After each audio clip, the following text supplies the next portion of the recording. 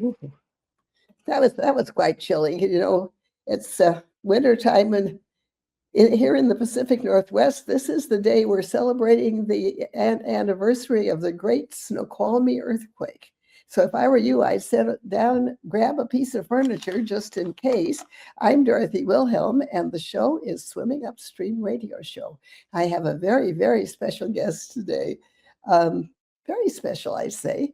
A gentleman by the name of Tom Antion. And he's in the movies. And he's going to tell us how he got to be in the movies and how perhaps we can be in the movies too. But even if not, we're going to see his movie. And I know you'll enjoy it. So do not turn your back for even a minute. Tom, come on in. Oh, I see what happened. They thought. Oh, yeah, here I am. I think Jason's going to play the trailer. Well, first, say to it, since we are doing it this way, say 2 or 3 words about the trailer. Oh, okay. So what you're going to see is a trailer. Hollywood came to me a few years ago and called me the American entrepreneur because I've never had a job, and my dad made me an entrepreneur, and I made thousands of people entrepreneurs. So that's what the premiere is going to be in several months. But this is the trailer. And it is a wonderful trailer, but not over long. So stay right here. That's about 3 minutes or so, yeah. And then you will learn Tom's personal secrets. Ooh. Ooh.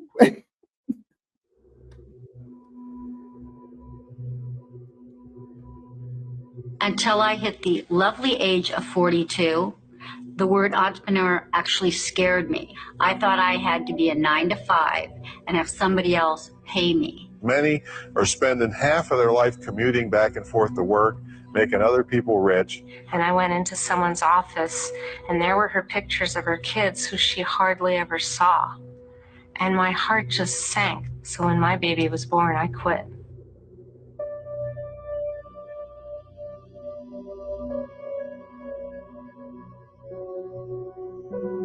Nothing can take the place of being in charge of your own life. You give an entrepreneur a cause and they'll find a way to apply themselves to make a huge difference. Really, the people that take to this, it changes their entire lives.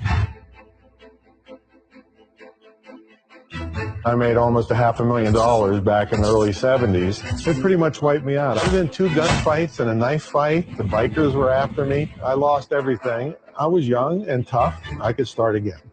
I was actually watching Candid Camera when I got the idea for the entertainment company that got me into the speaking business. Concentrate on selling something good to somebody that wants it. Tom was one of the first to see the opportunity his computer held. I mean, I sweated blood for 16 years to learn how to operate the internet for small business. And if people just do what I tell them, they would succeed. Many of my students got to the point that it was time to tell the boss, take this job and shove it. That was when I changed my whole path. When I heard Tom speak, it was sort of a reminder that, you can make things happen. A lot of people think the internet's like instant riches or get rich quick. Well, that's not what I preach. It's get very rich over time if you do what you're supposed to do. Tom is an entrepreneur whose product is making other entrepreneurs successful. You want to address people at what I call the hope level and get some success early. Even when the first day I got there, you said, look, I can hire you as an employee, or I can help you start your own company. Some entrepreneurs go to the dark side, the scammer. When they find a weakness, boom, 3 million credit cards are gone. That's why I'm trying to educate. You're a scammer. There's just something about him. He genuinely loves to help people. I owe so much to Tom because he's given me the avenue now to help millions of people. We are all about messengers, giving our message to people that are receptive. And as long as they can find us with a great website, it is the easiest time ever to be an entrepreneur. You feel like you have something to share that's going to make the world a better place. That's been my secret all along. I'm never going back to a job again. You have to be able to score for the people that can't score for themselves. He doesn't look like a millionaire. He doesn't always act like a millionaire, but he has the heart and soul of the American entrepreneur.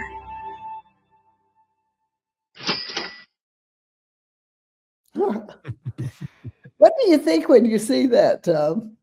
Well, since it's been so many years before it finally is making it to the airwaves, I recall that in the beginning they said, "Oh, hey Tom, don't quit your day job." Well, you know what? I love it. Now, who wrote the script, by the way? Terry Marie is a Hollywood producer that has produced 36 now documentaries. Yeah. Well, what really stuck out for me, even at my great age, is, he said I could be an employee or I could, be an entrepreneur. And Mhm. that's the whole, I think, encapsulation of what you do. Well, that boy that said that, I recruited him out of a computer store when he was in 10th grade. And Really? and he's telling the story of how I recruited him. And then he stayed with me for several years. Then he moved to California, started up 3 different businesses. I don't know if you've ever heard of Pluto.tv. Yeah. He started it and sold it to Viacom last year for $340 million. So I said, next time I come to California, you're buying dinner, not me. And it must be, I've got to say this, that when you look at this trailer and look back over your life, you must say to yourself, gosh, I turned out good. Well, I don't really say that, but I'll just say I lived life to the fullest. They say you left it all on the field, right? So, and I'm still doing it. So, you're my hero. You're my inspiration. I got 20 more years to go. Oh gosh, yes, and really probably more because people are living longer. But what I really thought of, again, it's happened, and we've already done the front segment of the series of 2. See if we can get it back occasionally. That had a lot of great hints in it, and which I'm planning to use. But I'm thinking now that, when you think of the whole career, well, the sky's the limit. It's not like you don't have to do exactly what. That's funny because that's what our movie poster says. Yeah. Yeah, it's the sky's the limit. Yeah. Well, I got on the air after becoming a new widow. I had no training of any sort because Army wives don't. We volunteer. That's all. Mhm. And I did a great job of Christmas shopping and didn't exceed my budget and was not insane afterwards.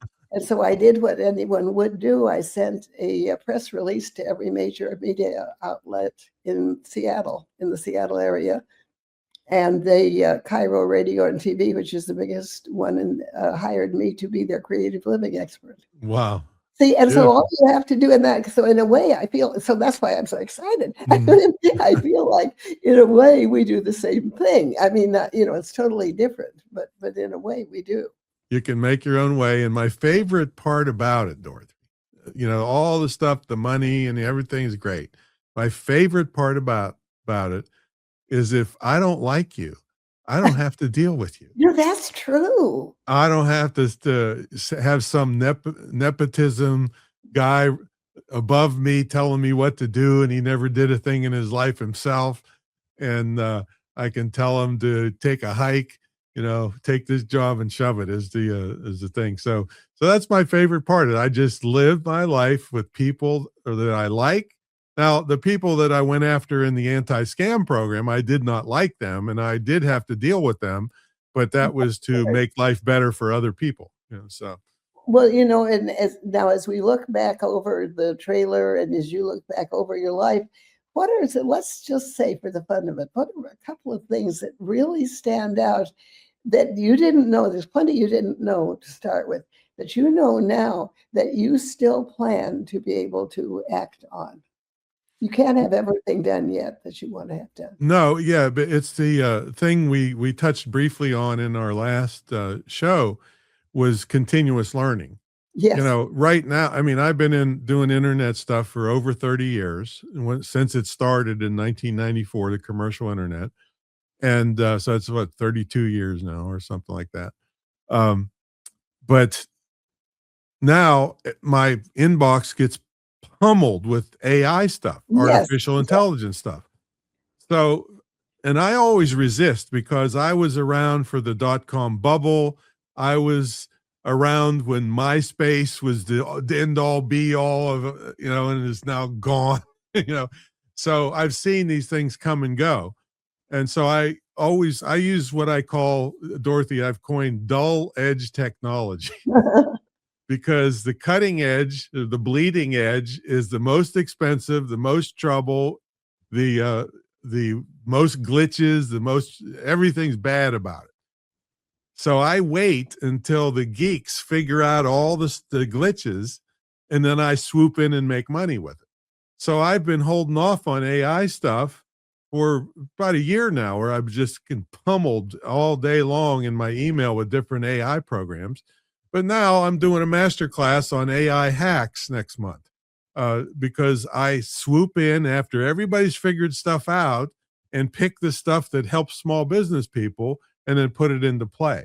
So I'm always a little bit behind the curve. I'm no kind of futurist, but it's very it's less risky because everybody else had all the mistakes, and then I come in and learn from them. So it's a continuous learning thing is one of the best traits of entrepreneurs, not to think you know it all. As soon as you think you know it all, somebody else comes in and That's knocks really your true. business down. Well, I'm wondering too, imagine we do have thousands and thousands of people listening. How do you know if you can make a go of it as an entrepreneur? How do you know if, because, pretend that you really want to try, you're very impressed by what we've heard, but how do you know if you've got something that will provide that special Well, element? it's less of knowing if you've got something that'll sell and more of, do you have the right personality for this? If Ah, you're not somebody that can work by themselves, if you're like desperate to get to work so you can stand at the water cooler and gossip with people, you're not cut out for this. Because there's not going to be anybody. You'll have to gossip with yourself, and so I can do that. yeah. So if you have the right mindset that you want to control your own life, then there's all kinds of opportunities. And if you're smart and in the digital world now, like I've written 25 books, only a couple of them are in print. There's like one, this Wake 'em Up book, and I got one been transferred into Korean. It's an internet book, but most of them are digital. So you can make an ebook with virtually no cost. A Yeah. Word document converted to PDF, and then a free Kindle creator into Amazon Kindle, and you've got a piece of intellectual property, but you didn't risk anything. You didn't have to have a warehouse for it and fulfillment. It just delivered automatically. So if you keep your cost really low, if it doesn't work, who cares? Try the next thing. Try the next thing. And then another big mistake people make is they try to come up with the greatest new idea that nobody's heard of. Right. Yeah. Well, you don't That's want to. ridiculous. They say, oh, well, nobody's done this. So here's the two things. Either they just hit the lottery and they're going to make a fortune, but more likely, nobody wants to pay money for that topic. That's why there's no other products on it, see? So if you have something where there's loads of products, there's a demand. I call it my pizza shop theory. If there's a big demand for pizza in the world, if you make a good pizza, you'll get your fair share of the business. So an example that I did is I have a website called fatsotennis.com for fat people and out of shape people that love tennis. How to beat the younger people and run them to death before you drop dead. All right. So, and I have a banquet table here. See, people that are into a topic will buy everything on the topic. I got a 6-foot banquet table, 3 feet high, with tennis DVDs and books and CDs and tapes and everything, because I'm a tennis nut.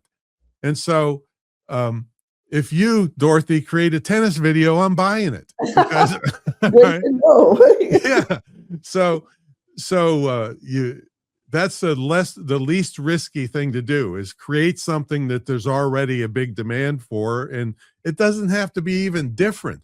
I got 12 CDs or DVDs on serving, and 90% of all of them are the same. But I still want that one little trick, so I'm going to buy the product. See, so don't feel like you want to create the newest thing. The safest thing to make money is to create something that's already in demand. Already created. Well, how does a person know? For instance, I'm thinking particularly of this young mother, as I was, with no training, and got to do something pretty fast. But you got 6 kids.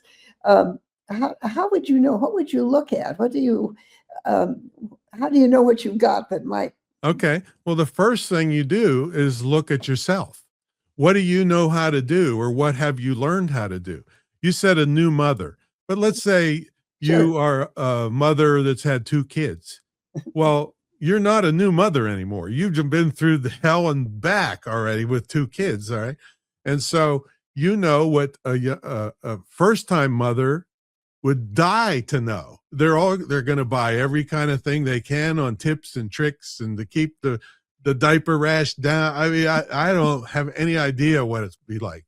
All right. I mean, I see when I fly, I see a woman coming on with 2 kids, and she appears to be a camel because she's got bags hanging off of her everywhere. And I don't know what's in them, but you can create an ebook on here's 101 tips for new mothers, and simple how-to information is saleable like crazy. I'm not talking fiction. I've never written any fiction. I don't know how to do fiction. Not smart enough to create character development. I just know, okay, here's the first thing you do, second, third, fourth, and put it in a logical order, and just collect tips. And another tip I do is I keep a cell phone or a digital recorder if I'm writing a book. And it's because you can't sit down and think of everything you know about a topic right off the bat. Right. So as soon as, if I'm working on a book, I have it right in my pocket, and I pick it right up and I say, okay, put this in the book. And then you do that for a couple of weeks. You come and transcribe it and then put it together. Even ChatGPT will put it together for you now. And then you've got an ebook that could sell for $17, $27.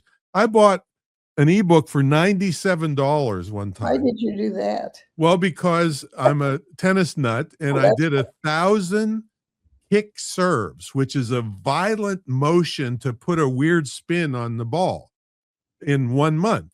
I woke up one day, my hand is tingling. I'm like, holy crap, I blew out my 7th cervical vertebrae. And so I bought this book to learn how to fix my 7th cervical vertebrae because I was in pain. See, anything that has pain or urgency, you can get more money for, and the instant gratification of them downloading it immediately. So yeah, there's all kinds of ways to do this. Okay, well, unbelievably, we're almost out of time. I mean, like I said, I don't even get warmed up on your show. I know. Kicking me off of here.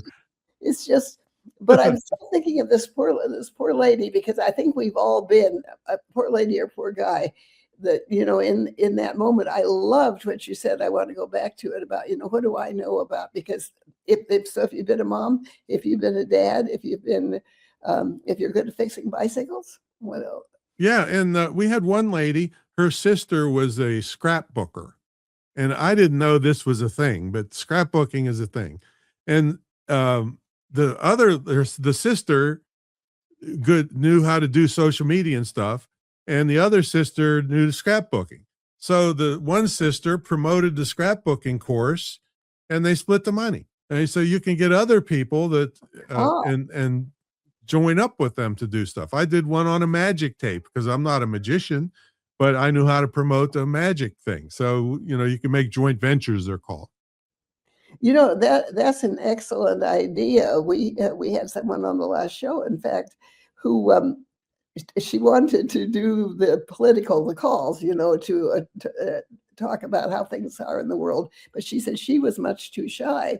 So she formed a group, and she's organizes the phone calls, who to call, when to call, and all that. There you go. Joint venturing, yeah. Yeah, exactly. And that's what you're talking about too. Well, in this last few minutes that we have, and I'm going to, I want to thank you so warmly for turning up again after 40 years. But you, of course, are too young for that. Yeah, right. Anyway, one last thing to get us going and keep us going. And how do they get in touch with you?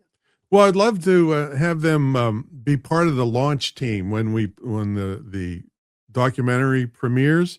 And it doesn't require a lot of work. It's just I'd like you to watch the whole thing and watch the trailer at a certain place and make a comment and a like, and that shows it to more people.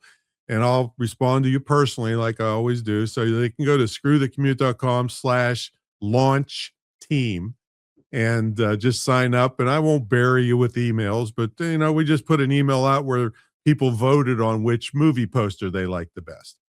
So things like that. And then when the time comes, I'll give them some social media posts and emails if they want to. But watching the whole thing to the end, the trailer and the other, is what manipulates the algorithms of the place. Because if you go to clear the end, the algorithm says, oh, it must be pretty good if people watch the whole thing. So that's so screwthecommute.com/launch team would be great. Well, I want to, and I am a proud member of the launch team. Yay! So we'll just see what is very exciting. We'll see what happens, and I want to thank you personally, because I think many of us, you come to a place where you can't do exactly what you were doing, and just in the very short time that we've spent on the air, I have got several ideas, and so I think it will be that easy for anybody to. Of course, you have to do the work, my dear. Yeah, except it's low risk if it's digital. And so if it doesn't work, who cares? Try the next thing, see? What I will guarantee is it will work in this way. If you don't go into it with the idea that, oh, nobody wants to hear from me, or I couldn't do that, then you can't do it. But otherwise, it isn't going to fail. You may find it has to work in a different way, but it's not. Just don't do what I did. I invested in a pumpkin farm, and they called off Halloween that year. So they did not. They did. Okay, give contact information. One more thing, and then as they used to say on the Grand Ole Opry, we're heading back to the barn. These shoes are killing me. Screwthecommute.com/launch team. Thanks so much, Tom. And this has been a production of the SOB Radio Network, and SOB, of course, stands for Spunky Old Broads. All the hosts are women over 50, and we are adorable. There. Bye to everybody. Bye to Tom. See you next time.